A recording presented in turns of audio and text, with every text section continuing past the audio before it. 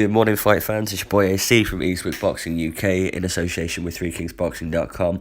I'm going to break down some of the fights on the World Boxing Super Series semi-final undercard as well as the main event right now. There's a few on here which are real 50-50 fights, so I think we're in for a treat tonight. And as for the main event, I haven't got a fucking clue who I'm going to pick, but I'll probably do that as I'm talking to you right now. So the first fight that I want to break down is the British Super Featherweight title fight between Ryan Walsh and Isaac Lowe. So Ryan Walsh is 22-2-1 and Lowe is 14-0-2.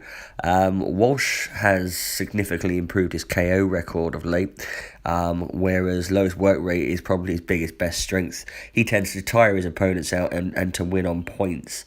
I think for this, the key for me is Lowe's been pretty good at domestic level. You know, he's cleaned up, he's undefeated.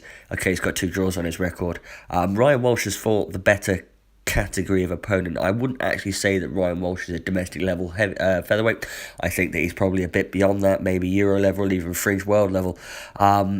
Walsh has been pretty inactive. He's only had one fight in 2017, but he's got the experience on his side. I'm not sure whether... This is all about whether Lowe can step up. Okay, because he's certainly got the work rate. My biggest concern is his punch power. For me, he simply doesn't carry enough power to trouble Walsh. But his work rate could give the champion problems in the early rounds if he's ill-prepared. This fight drew some particular interesting comments from a lot of Lowe's family, which I was sat next to at the weigh-in in Manchester yesterday. So there's a little bit of bad blood, it seems like there is. I can't see anything else but a Walsh win. I actually think that Walsh might knock him out. So take that as you will. That seems to be the bookies' favourite as well. But we'll see how we go with that. I wish them both well. The next fight that I'm going to break down is, and I've done this already on my on a channel on my own channel, and you might have already seen it, is the British middleweight title fight. So Langford's 18-1. Tommy Langford, and he clashes with Jack Armfield, who's 24-2. It's the first defence of Langford's belt since he beat Sam Sheedy. You may remember me saying before, I thought actually personally that Langford was quite lucky to come away with a win, but there you go, shit happens. For me, this is a real 50-50 fight between two of the best operators at the British 160-pound scene. I think that Armfield certainly has the momentum in his fight right now. He's had some great wins since he had a nightmare 2015. Well, for me, Tommy Langford is trying to build from that horrible KO loss that he had, to Kurt Seedys last year. For me, this will be a real battle of the jab early on. Both men like to stand up tall. Their lack of punch power means they've had to focus on the technical side of their boxing, and they're both really rangy. I'm not sure whether Armfield has the power to hurt Langford, which means that Jack might end up having to box on the back foot quite early. But if Langford gets into a war, there is a very, very good chance that he can get outworked by Armfield. For me, personally, I was teetering on the idea of Langford winning the fight. I've changed my opinion on that. Jack seemed supremely confident. I was talking to Tommy Langford yesterday. He didn't seem as confident. He seemed a bit cagey. I think that knockout loss is probably still in the back of his head. Not that it should really worry him too much because, as I said, Jack's not a big puncher. I think that with the momentum being with Jack right now, I personally think that Jack Armfield's going to win a close points decision. You've also got the professional debut of Chris Eubank Jr.'s younger brother, Sebastian Eubank.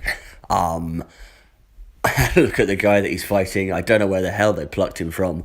It looks like they've got him from behind a dumpster or a bus shelter or pulled him straight out of a cab. I'm not sure. Eubank decided to employ some family tactics. He turned up late to the weigh-in and he had to come back after he was called, about 5 minutes after his call, but that was neither here nor there. Fuck it, it is what it is.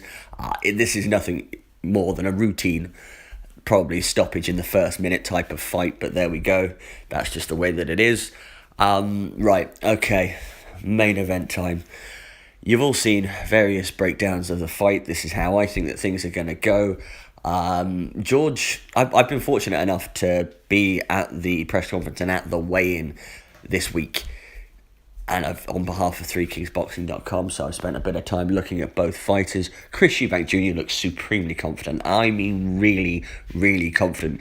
I've actually enjoyed seeing him around by himself without Senior there. He's completely different in my opinion. I've actually grown to like him. He's warmed on me a fair bit. George has looked very cagey. He's been very curt. He's been very blunt. I'm not sure what's gone on. It looks like, he looked very, very dry yesterday. Very, very dry. I think that he's had problems making weight. Hopefully that doesn't affect the stamina issues that you and I all know that he already has. How do I think this fight's going to go? Look, it's really weird because generally you would pick the boxer over the fighter all day, every day, and twice on Sundays. So in that case, then this should be a routine win for George Groves. This is really split public opinion. Eubank Jr. certainly seemed like the favourite early on, but more and more people are starting to come around to the champion side of things. This all depends on, for me, what the pace of the fight is. Because if Chris Eubank Jr. doesn't put it on Groves early, he's going to leave gas in the tank for Groves to go down the later rounds.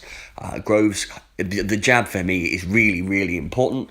He's got a fair bit of pop. Look, at the end of the day, there's no question about that. George is a big puncher. He's the puncher in this fight. And we've seen Eubank caught. We've seen Eubank caught by Nick Blackwell. He was caught by Billy Joe Saunders. He's been caught by Spike O'Sullivan, and he's been wobbled. And that was at 160 pounds. This is going to be against a guy that can make 175 pounds. So we'll see how this goes. For me, I think that Eubank's work rate is far superior. I think that George Groves can be outworked. It's a real 50-50 fight for me to call. It's really difficult. This entirely depends as well, obviously, on how Chris Eubank Jr. handles the big scene and whether he freezes. I'm not sure that he will because, as I said, he seems so confident. But this is a real 50-50 fight. I'm having trouble trying to articulate this.